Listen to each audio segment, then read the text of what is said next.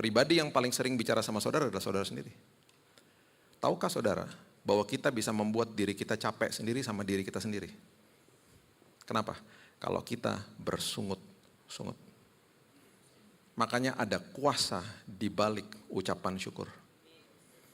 Tadi saya kasih analoginya itu kalau kita bicara sama orang lain. Sekarang kita tukar tempat ya. Orang lain itu adalah diri kita sendiri. Kita kan paling sering ngomong sama diri kita sendiri tiap hari. Kita nanya sama diri, gue lakuin ini gak ya? Gue kesini gak ya? Gue kesini ya? Kita nanya sama diri kita sendiri.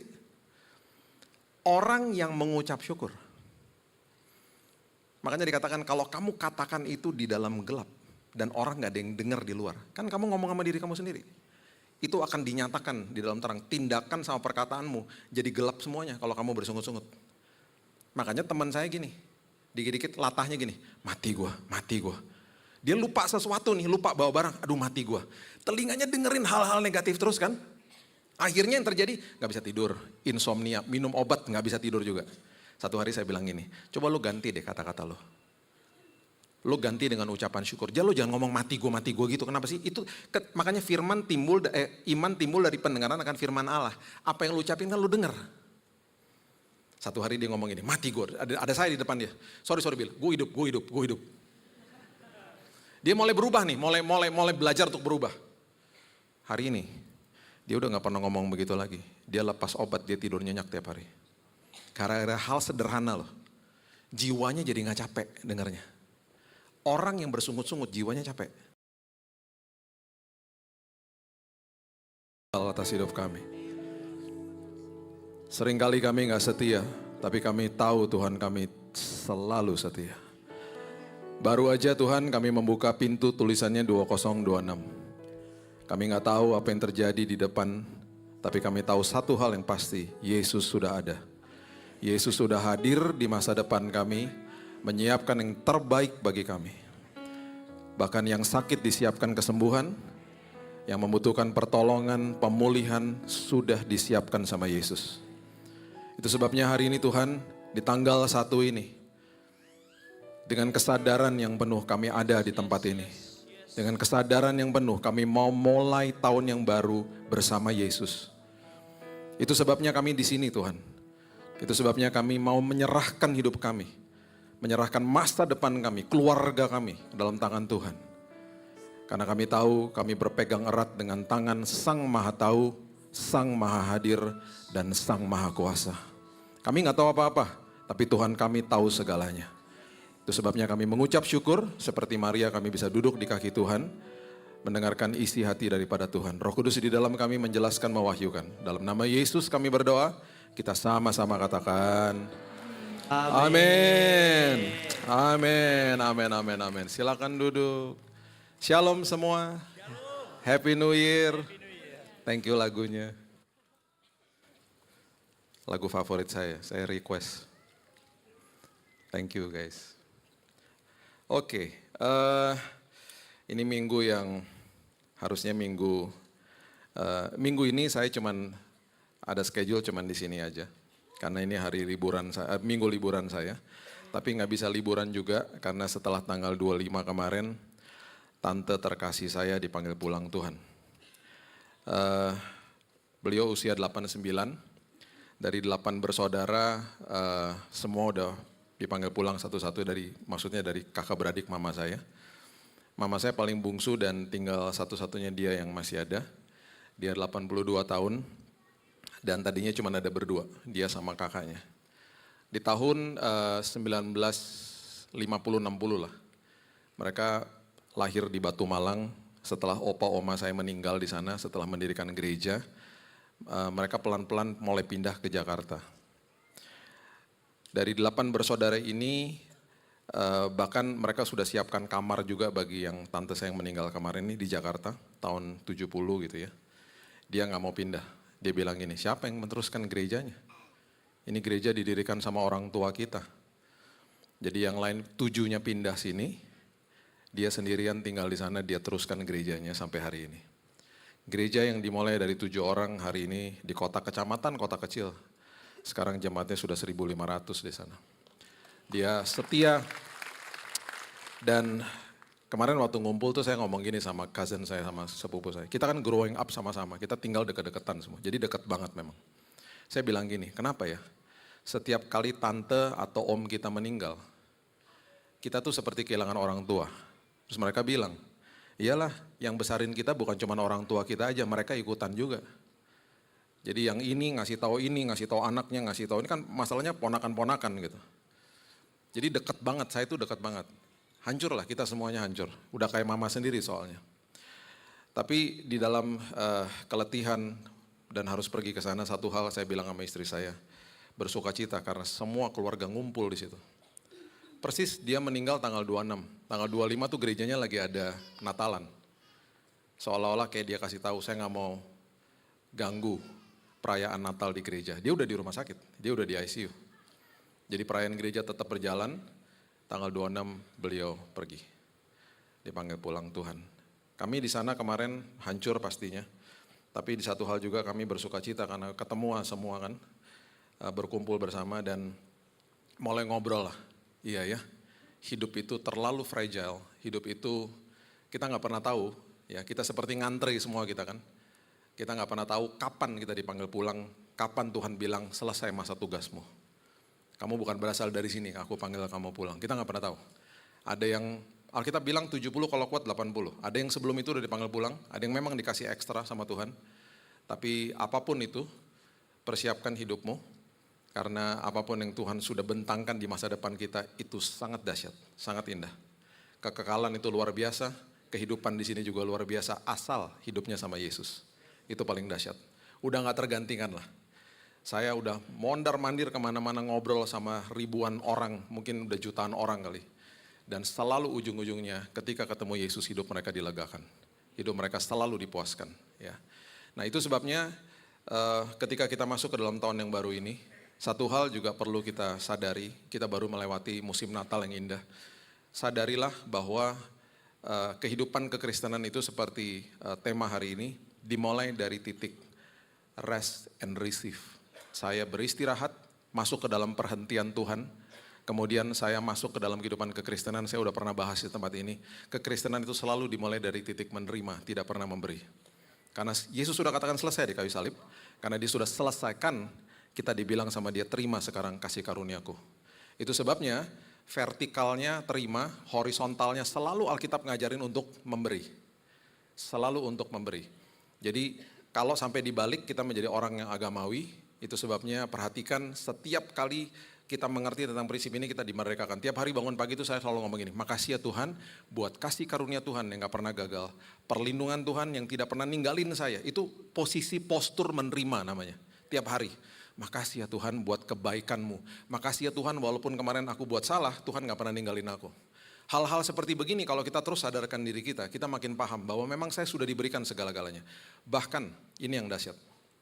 Sebelum Yesus datang untuk menebus segala-galanya, namanya kan juga menebus. Sebelum itu, rancangan awal Tuhan di kitab Kejadian itu sudah diberikan yang terbaik bagi manusia. Itu sebabnya perlu juga kita sadari, waktu dia katakan selesai di kayu salib, bukan sekedar hanya menghapus dosa, bukan hanya sekedar hanya memberikan keselamatan, tetapi semua rancangan awal Tuhan yang sudah diberikan di dalam kitab Kejadian dikembalikan ke dalam tangan kita sebenarnya. Jadi, perlu dicatat, kitab Kejadian jangan pernah dibaca dari sisi historical data. Karena kalau enggak kita cuma lihat gini, oh hari pertama kreasinya begini, hari kedua, hari ketiga, hari keempat, dan seterusnya, dan seterusnya.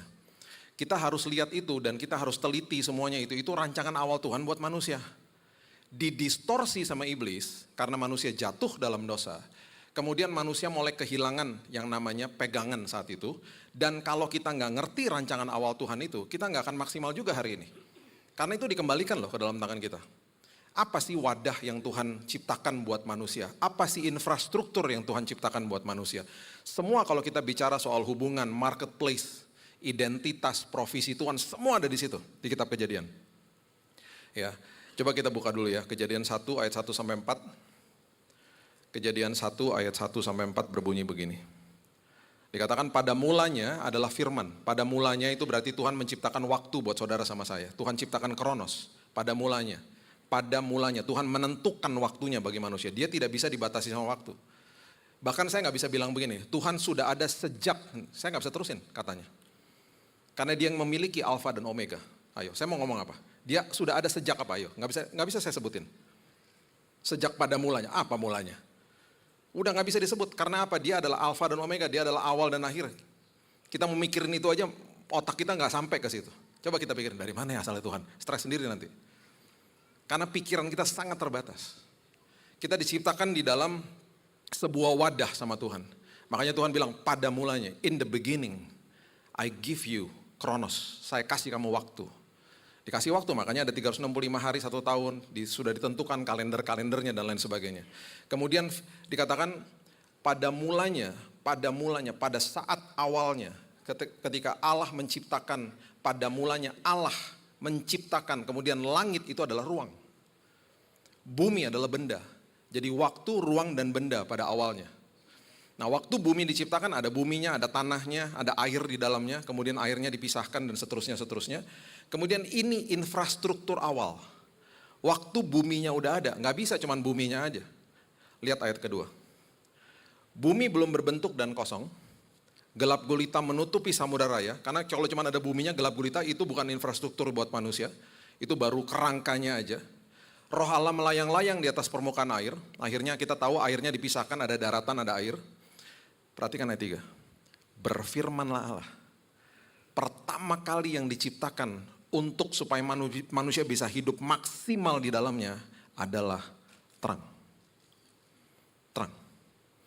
Berfirmanlah Allah, jadilah terang, lalu terang itu jadi. Jadi terang sama firman itu gak bisa dipisahin. Tuhan berfirman, pertama kali firmannya keluar menciptakan terang. Wadahnya manusia setelah bumi ada. Kemudian Allah melihat bahwa terang itu baik, dipisahkan terang itu dari gelap. Sekali lagi, terang sama firman tidak bisa dipisahkan.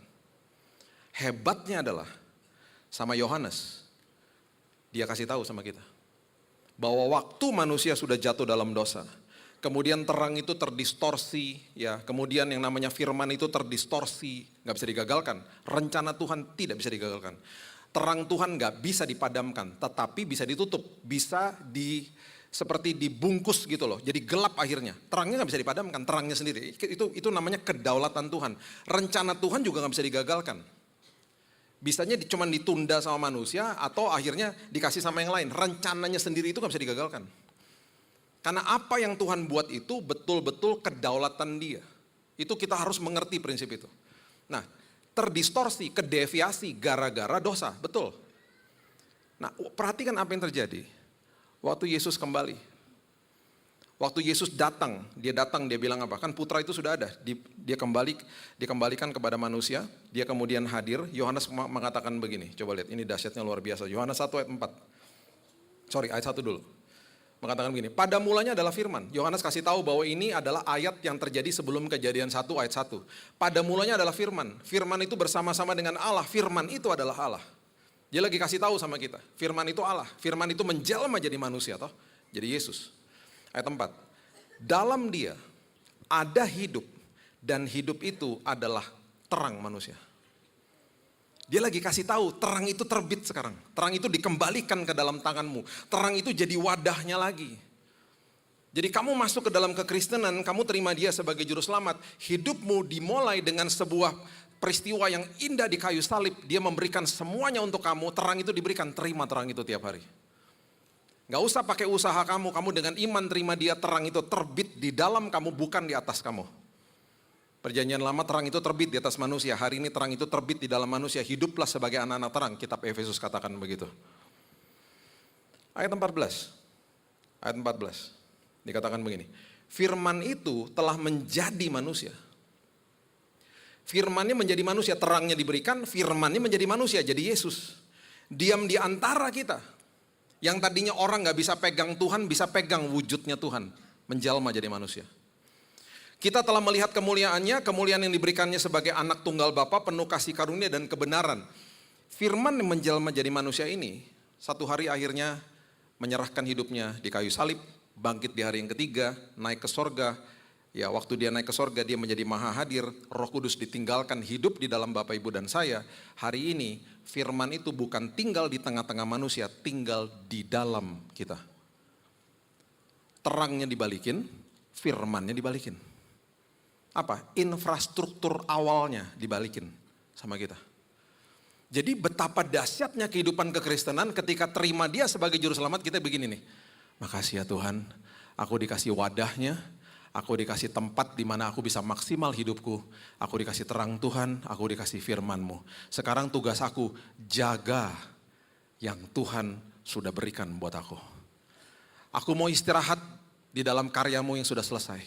Aku sudah terima semuanya, makanya menerima Yesus sebagai juru selamat. Sekarang aku mau jaga Tuhan. Nah ini masalahnya. Waktu terjadi penebusan di kayu salib, yang ditebus adalah manusianya, bukan buminya.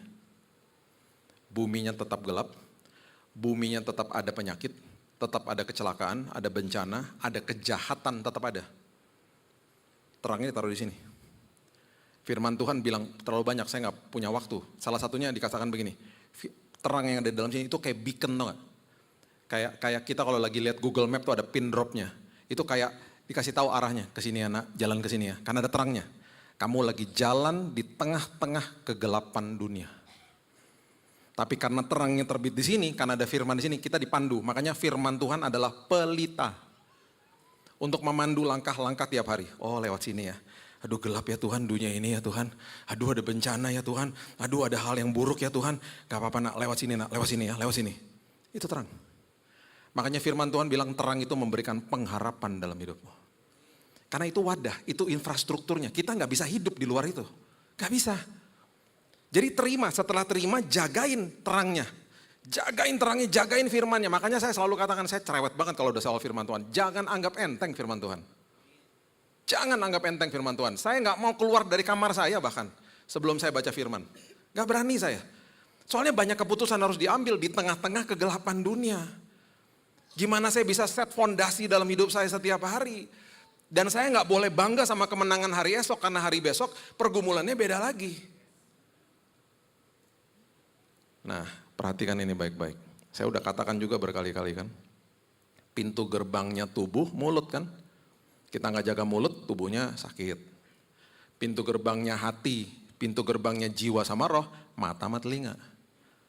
Mata gak dijaga, telinga gak dijaga, kelar lah yang ada dalam sini. Masalahnya yang ada di dalam sini apa? Yang saya katakan tadi, terang sama firman, udah dikasih kan. Firmannya menjelma jadi manusia, sekarang tinggal di dalam sini. Lewat Roh Kudus yang ditempatkan sama Tuhan di sini, firman tinggal di dalam sini, terangnya diterbitkan di dalam sini. Satu-satunya pribadi yang bisa menutup, bukan memadamkan ya, terang Tuhan gak bisa dipadamin, gak bisa dihilangkan. Satu-satunya pribadi yang bisa nutup terang Tuhan. Dan terang itu gak bersinar, tidak bersinar, karena ditutup. Itu adalah kita sendiri. Mau buktinya? Adalah. Alkitab udah kasih kuncinya semuanya. Setelah kita ngerti peristiwa ini, coba sekarang lihat Matius pasal yang ke-6. Matius pasal yang ke-6 ayat 22 sampai 23, coba lihat ini. Mata adalah pelita tubuh. Matius 6 ayat 22. Mata adalah pelita tubuh. Kenapa? Karena digambarkan mata itu menentukan arah hidupmu. Jaga matamu, baca firmanku. Maksudnya, jika matamu baik, terang seluruh tubuhmu. Apa tubuh kita? Bait Roh Kudus toh. Makanya di firman Tuhan di Paulus mengatakan begini, tidak tahukah kamu bahwa tubuhmu adalah bait Roh Kudus? Nanti satu hari kita bahas tentang artinya kemegahan di dalam Tuhan. Itu dahsyatnya luar biasa. Makanya ditanya, tidak tahukah bahwa tubuhmu adalah bait Roh Kudus? Karena firman tinggal di dalam kamu sekarang. Terang itu diterbitkan di dalam kamu. Sebabnya kamu bisa manuver di tengah-tengah dunia kegelapan ini. Di tahun 2026 ini ada panduan yang jelas karena firman itu, terang itu gak kamu padamkan, gak kamu tutup maksudnya. Jika matamu baik, teranglah seluruh tubuhmu. Perhatikan ayat 23. Jika matamu jahat, jika yang kamu masukin dan memuaskan dirimu itu hal yang lain bukan firman.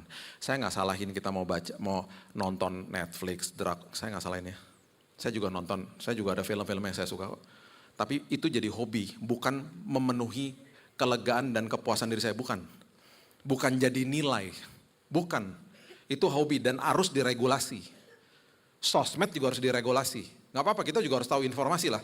Tapi harus diregulasi. Kita harus paham yang memuaskan, melegakan diri saya, firman. Saya serius sama firman Tuhan. Saya harus baca, renungin firman Tuhan. Saya harus, semua keputusan saya harus dilandaskan sama firman. Itu dihidupi lama-lama kan akhirnya. Jadi jika matamu jahat, perhatikan ini, gelaplah seluruh tubuhmu. Karena terang yang udah ada itu kita tutup karena gak jaga matanya. Bayangin ironis, terangnya ada, terangnya gak bisa dipadamkan. Ditutup sama ulah kita sendiri gara-gara gak jaga mata. Jadi jika terang yang ada padamu itu gelap.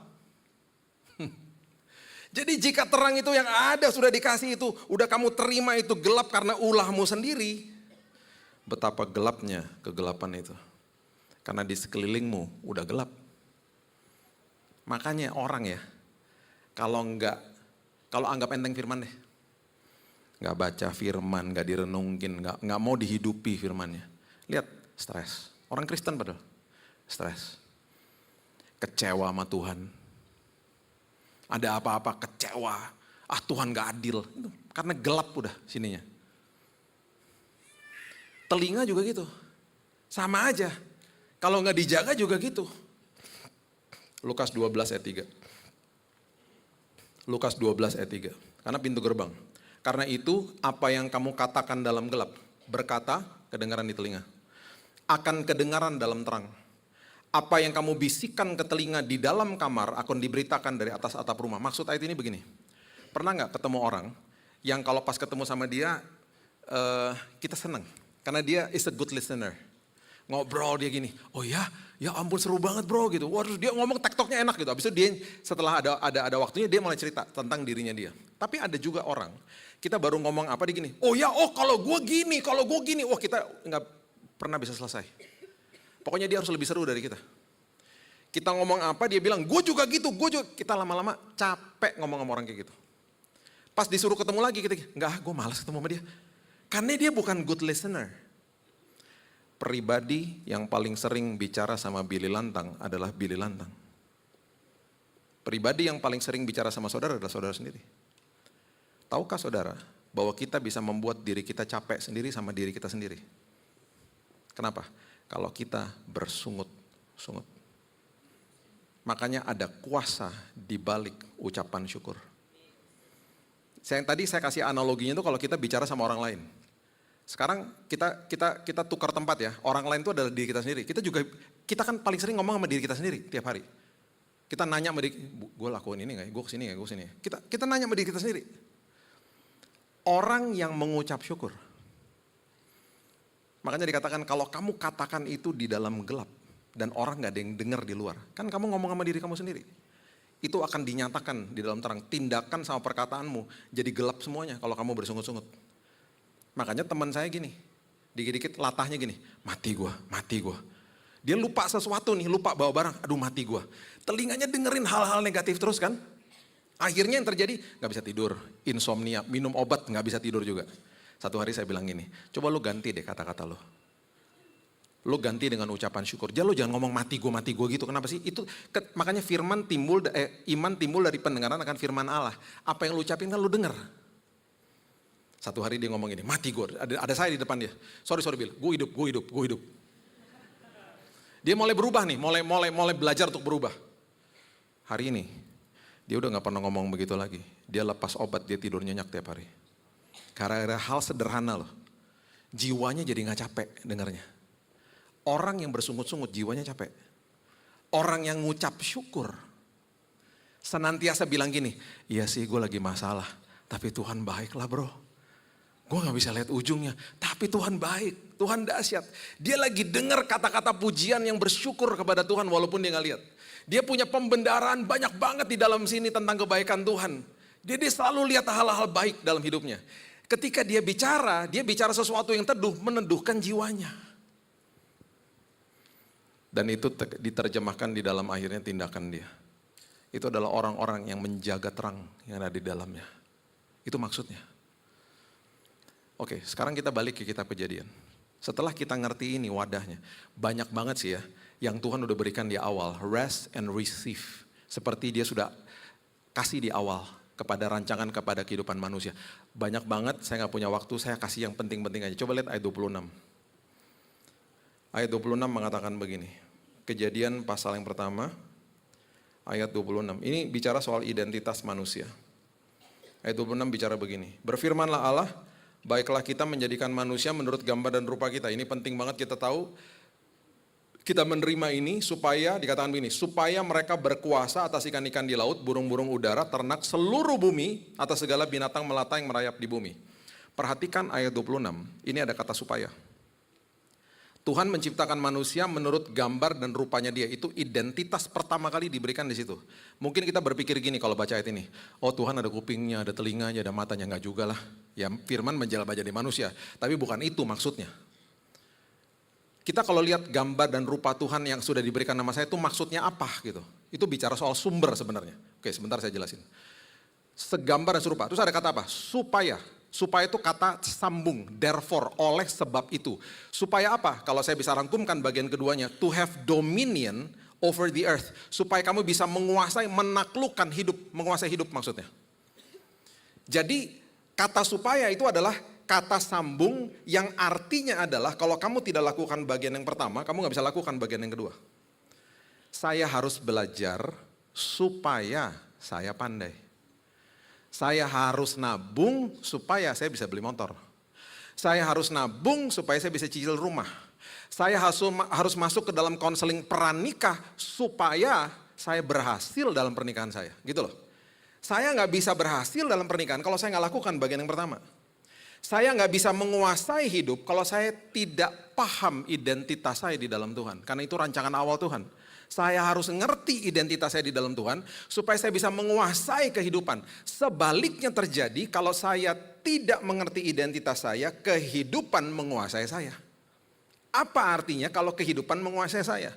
Contoh sederhana orang yang korupsi, orang yang nyuri duit segala macam, uang menguasai dia, sederhana udah. Dia bukan menguasai uang, uang menguasai dia.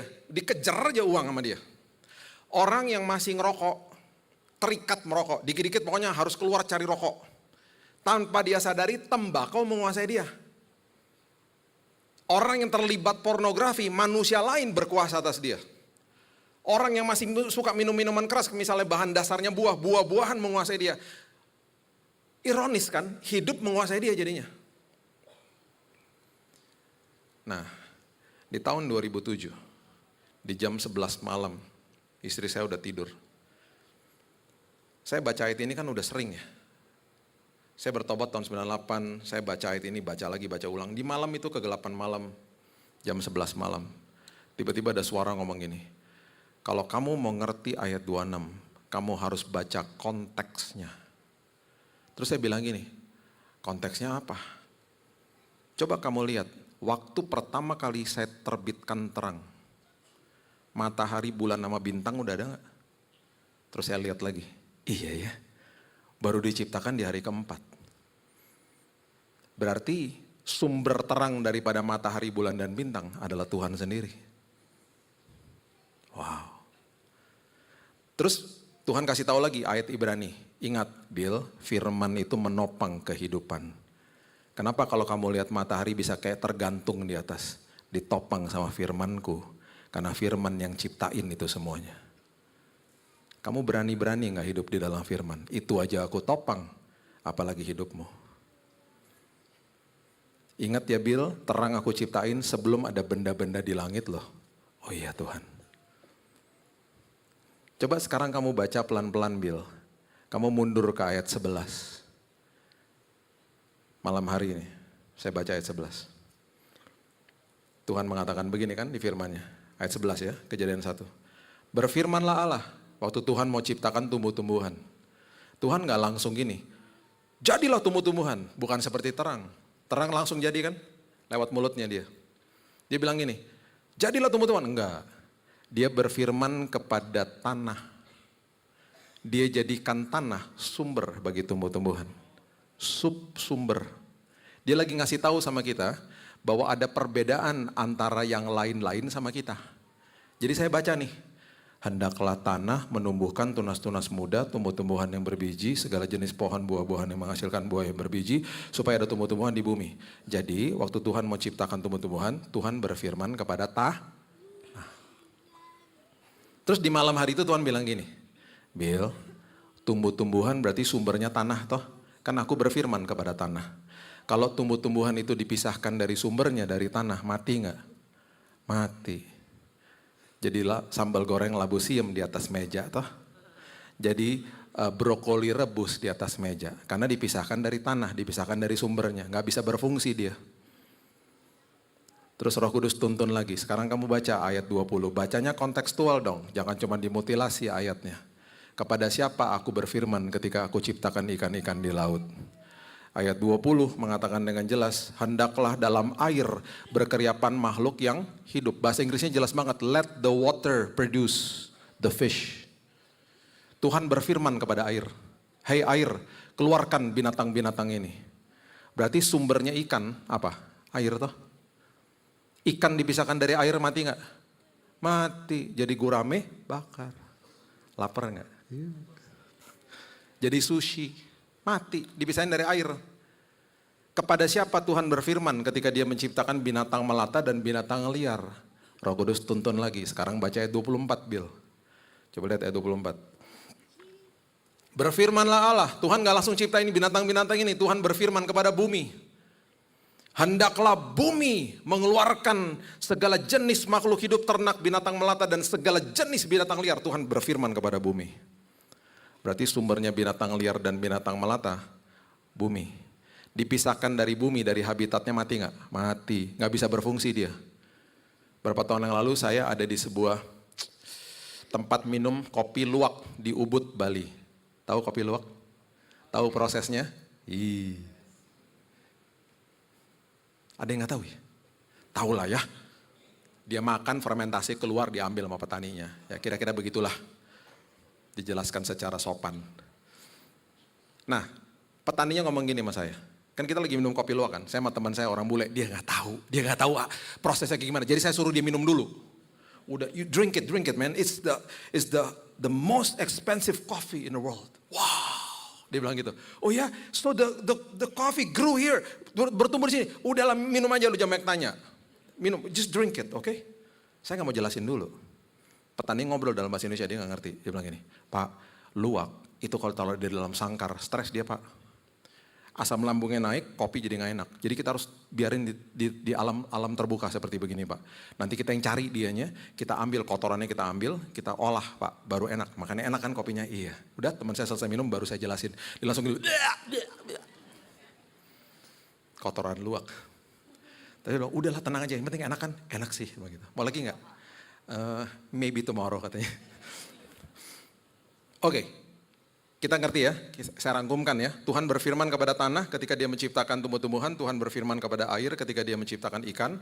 Tuhan berfirman kepada bumi ketika dia menciptakan binatang melata dan binatang liar. Di malam hari itu Tuhan bilang ini.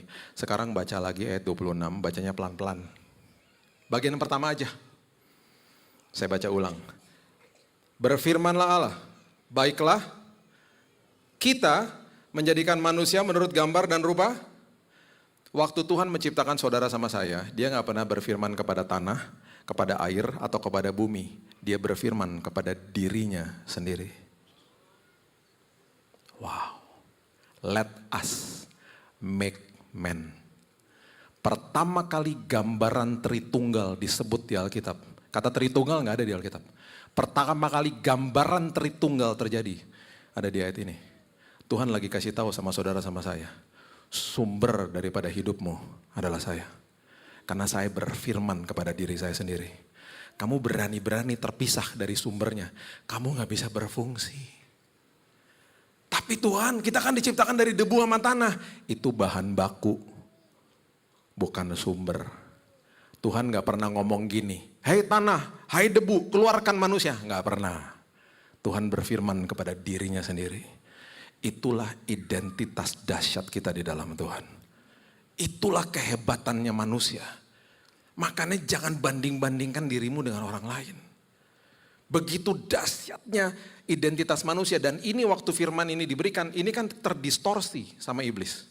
Makanya sampai hari ini gambar diri manusia dirusak.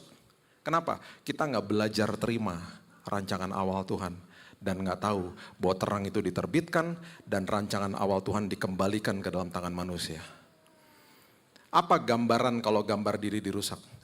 Tahun 2000 ada namanya Nokia Communicator, ingat? Yang ngangguk-ngangguk seumuran, adik-adik yang lain nanti di Google aja ya.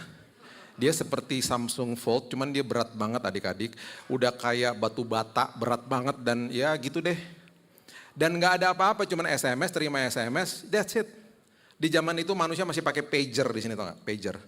Pager tuh nanti kita dapat pesan, terus dia bergetar. Jadi kita lagi jalan tiba-tiba kayak ke strum gitu, pager. Terus kita lihat beritanya, ya elah.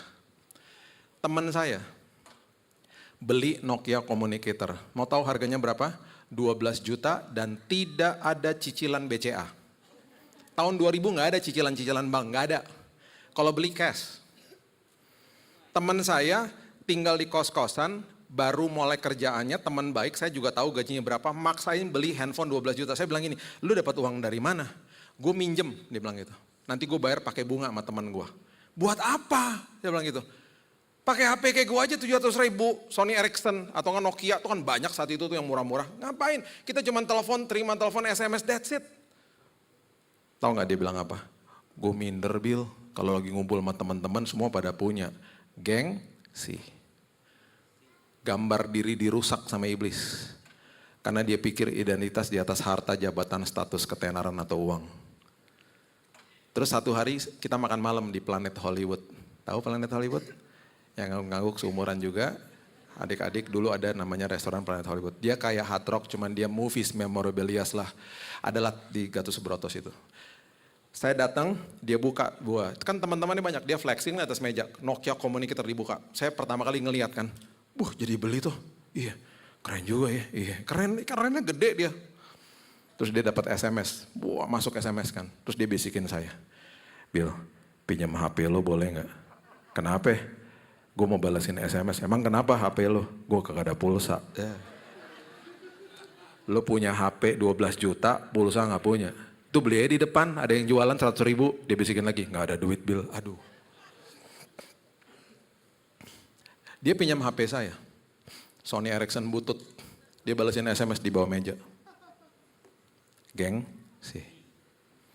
Hati-hati loh. Orang gengsi gak pernah minta didoain supaya dia gak gengsi. Kenapa? Karena dia gengsi. Orang datang ke hamba Tuhan gini, Pak doain Pak lagi sakit, Pak doain Pak pemulihan Pak. Mana ada orang gini, doain Pak saya gengsi. Nggak ada. Dia gengsi untuk minta didoain bahwa dia gengsi. Udahlah ribet makanya. Ya, yang terakhir. Banyak banget, nanti Bapak Ibu baca sendiri, nanti kita sambung-sambung lagi deh. Ada Kejadian 2 ayat 15, itu semua tentang marketplace. Itu rancangan awalnya Tuhan, makanya terima. Terima kebaikan Tuhan, terang itu sudah diterbitkan, kembali kepada rancangan awalnya Tuhan supaya hidup kita maksimal. Tahun 2026, ini dahsyat banget. Ayat 29, itu pertama kali Tuhan kasih tahu, masa depanmu aku tanggung. Ayat 29 mengatakan begini, berfirmanlah Allah, lihatlah aku memberikan kepadamu segala tumbuh-tumbuhan yang berbiji di seluruh bumi, segala pohon-pohonan yang buahnya berbiji itu akan menjadi makananmu. Dengan kata lain, hari esokmu sudah aku tanggung. Makanya Yesus bilang begini di Matius 6 ayat 31, jangan khawatir dan berkata apakah yang akan kamu makan, minum dan pakai.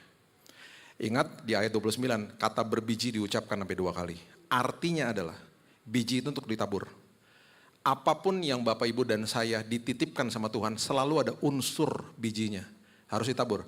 Uang dititipin, harus tabur. Dengan hikmat Tuhan pastinya. Waktu dititipin ada waktu, tabur waktunya buat kebaikan. Kemudian talenta dititipin, tabur talentanya buat kemuliaan Tuhan. Itu harus dilakukan. Jadi di dalam provisinya Tuhan, itu selalu ada unsur biji. Itulah rancangan awal Tuhan, maksimal hidup kita nantinya. Ada sebuah prinsip daripada orang-orang Yahudi ketika mereka masuk ke dalam sebuah tahun yang baru. Dan ini prinsip yang saya sangat suka sekali, karena prinsip ini adalah prinsip yang sungguh-sungguh dahsyat sebenarnya. Ya, yang mungkin kita seringkali nggak bahas. namanya Chesbon Hanevesh. Itu adalah bahasa Ibrani. Artinya kalau saya masuk dalam tahun yang baru, saya mau mengkaji diri saya, kerohanian saya, apa sih yang saya sudah lakukan jadi berkat buat orang lain. Itu. Jadi kalau saya masuk ke dalam tahun yang baru, Chesbon Hanevesh saya itu apa? Saya harus lakukan yang lebih baik buat orang lain dalam hidup saya. Itu prinsip tahun barunya orang Yahudi, salah satu prinsipnya. Itu bagi saya keren banget sih, prinsip itu. Ya. Oke, saya tutup sama ini. Kira-kira berapa belas tahun yang lalu lah, udah lama sih. Teman saya diperhadapkan dengan sebuah keputusan yang sangat sulit. Dia dipanggil Tuhan untuk full time, buka ministry, ya pelayanan. Di satu sisi lagi dia ditawarin kontrak sinetron ratusan juta. Dia kasih lihat sama saya, Bill gimana ya Bill? Saya bilang ya lu harus doain lah, ini hidup lu. Ya gue doain ya Bill. Setelah 1 minggu lah kalau nggak salah dia balik lagi, kita ngobrol lagi, dia bilang Bill, Tuhan udah tetapkan dalam hati gue harus masuk ke ministry.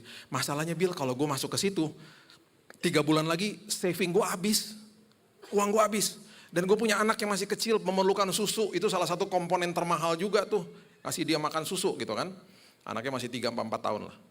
Singkat cerita, dia lakukan itu, dia berdoa, kita sama-sama berdoa, dia masuk ke dalam pelayanan. Setelah 3 bulan mentok habis duitnya. Nah ini ya, ketika orang udah mentok, dan dia tidak mengandalkan manusia karena dia tahu Tuhan sudah memberikan provisi tentang hari esok, justru sorga terbuka. Dia bilang gini sama saya, Bill, lo tahu nggak? Ini setelah kejadiannya, susunya habis di malam hari. Dia angkat tuh kaleng susu sama istrinya. Dia bilang gini, Tuhan, habis Tuhan. Besok pagi kalau anak kita bangun udah nggak ada susu, Tuhan nangis mereka. Tuhan aku buang ya Tuhan, itu jam 8 malam. Aku buang ya Tuhan, besok pagi aku gak tahu harus gimana. Dia buang. Lu bisa tidur gak? Ya akhirnya gue tidur nyenyak sih Bill, awalnya susah banget, gue gelisah banget. Jam 6 pagi dibangunkan sama tangisan anaknya minta susu. Dia bilang gini sama istrinya, udah buatin teh manis aja, udah gak ada susu. Dia keluar dari kamarnya, persis di depan kamar ada meja makan. Di atas meja makan ada kaleng susu yang baru, tulisannya jumbo size. Dia bingung. Yang gue buang kemarin yang kaleng biasa kan, dia cek lagi ke dapur masih ada di tong sampah. Dia bingung, dia bilang gini sama saya, Bill, biasanya ya kalau gue ngeliat kaleng susu gue teduh banget kan, itu kan makanan anak gue. Ini pertama kali gue ngeliat kaleng susu gue ketakutan, Bill, kayak keliat penampakan. Ini kaleng susu dari mana? Tulisannya jumbo size gede banget Bill, sampai gue gini-giniin. Ini ada isinya nih. Dia sama istrinya jadi melihat ini kaleng susu, mereka berdua begini katanya. Kebingungan lah dari mana? Tiba-tiba mbaknya keluar dari kamar. Mbak, dari mana mbak? Loh, bapak gak tahu, itu kan mertua bapak tadi nganterin jam 5 pagi. Wow, mereka bingung. Dia tanya sama istrinya, kamu kasih tahu mama, kita gak punya susu? Enggak, aku gak kasih tahu siapa-siapa. Mereka telepon mamanya. Ma, kok mama tahu kita gak punya susu? Mama gak tahu katanya. Terus kok bisa sampai beliin susu? Tahu gak mamanya bilang apa? Tadi malam, mama lagi di supermarket. Mama udah di check out counter, udah mau bayar. Tiba-tiba mama tergerak aja pengen beliin susu buat anak, buat cucu maksudnya. Jadi dia beli, dia ambil susunya, dia taruh di check out counter. Anaknya nanya, jam berapa mah? Jam 8 malam. Saat mereka berdoa. Saat mereka terpojok dan mereka tidak andalkan manusia, sorga terbuka. Kenapa? Rancangan awal Tuhan toh. Udah rancangan awal kok. Terang sudah diterbitkan, makanya orang yang ambil keputusan seperti itu, kan dia ambil keputusannya betul. Kenapa? Terangnya tidak ditutup. Karena dia jaga firman itu di dalam sini. Rest and receive. Tuhan udah kasih kok, Tuhan udah siapin, tenang aja. Pertanyaan kedua, Ma, kok bisa jam 5 pagi mama kesini? Mamanya bilang gini, mamanya tuh property agent yang lagi ada meeting di Bandung jam 8 pagi. Mamanya bilang gini, mama ada meeting di Bandung jam 8. Makanya mama tadi pagi-pagi pas keluar dari rumah, mama dropin aja di rumah kamu. Karena rumah mamanya, rumah mertua sama rumah dia deketan. Mamanya bilang gini, mama berangkat jam 5 dari rumah. Sekalian aja sebelum masuk pintu tol, mama dropin di rumah kamu. Sekarang saya mau tanya, mamanya tektokan loh pulang sore. Dia bisa kasih sore toh? Kenapa dia udah dibeliin, dikasihnya pas pergi, pagi-pagi dikasih. Kenapa? Karena Tuhan tidak pernah telat. Tuhan selalu on time. Always on time. Itu pesan buat 2026 ya Bapak Ibu. Terang sama firman udah dikembalikan. Jangan ditutup sama ulah kita sendiri. Jaga terangnya, jaga firmannya, hidupi rancangan awalnya Tuhan itu dahsyat. Udah dikasih sama kita. Terima aja, bilang makasih Tuhan. Identitasku indah di hadapan Tuhan. Dan aku tahu hari esokku sudah dipenuhi sama Tuhan. Karena aku percaya semuanya sudah diselesaikan di kayu salib. Amin. Berikan tepuk tangan kita untuk Tuhan kita. Bapak yang baik, terima kasih buat tahun yang baru, hari yang baru, kesempatan yang baru bersama Tuhan. Kami mau belajar untuk tidak menyesal melihat tahun yang lalu. Dan kami juga mau tidak takut untuk melihat tahun yang baru. Kami percaya bahwa semua yang Tuhan sudah berikan, siapkan bagi kami, itu pasti membawa kebaikan. Dan kami tahu bahwa hari ini kami sudah dikembalikan ke dalam rancangan awal Tuhan. Bahwa kami diciptakan segambar dan serupa, kami nggak usah takut, kami nggak mau banding-bandingin diri kami sama orang lain. Dan kami tahu hari esok kami ditanggung penuh sama Tuhan. Rancangan Tuhan dahsyat. Dan provisi Tuhan selalu tepat waktu. Itu semuanya karena terang itu sudah diberikan, wadah itu dikembalikan, dan firman itu dikembalikan dalam kehidupan kami. Tugas kami Tuhan, untuk menjaga terang itu, supaya tindakan, langkah, dan keputusan kami benar setiap hari. Amin. Aku berdoa, I sanctify 2026, kuduskan tahun ini Tuhan. Semua keluarga yang ada di tempat ini, setiap dari mereka, diberikan kesehatan sempurna sama Tuhan. Yang sakit disembuhkan. Amen. Tahun ini menjadi tahun dahsyat bagi mereka. Amin. Dan Tuhan bawa mereka naik bukan turun. Yes. Lumbung-lumbung mereka Tuhan berkati. Dan apapun yang mereka kerjakan Tuhan buat berhasil. Perlindungan penyertaan Tuhan melengkapi diri mereka. Mereka dan keluarga mereka dijaga, dilindungi sama Tuhan. Amin. Dalam nama Tuhan Yesus. Kami berdoa dan kami buka tahun yang baru ini. Kita sama-sama katakan, amin.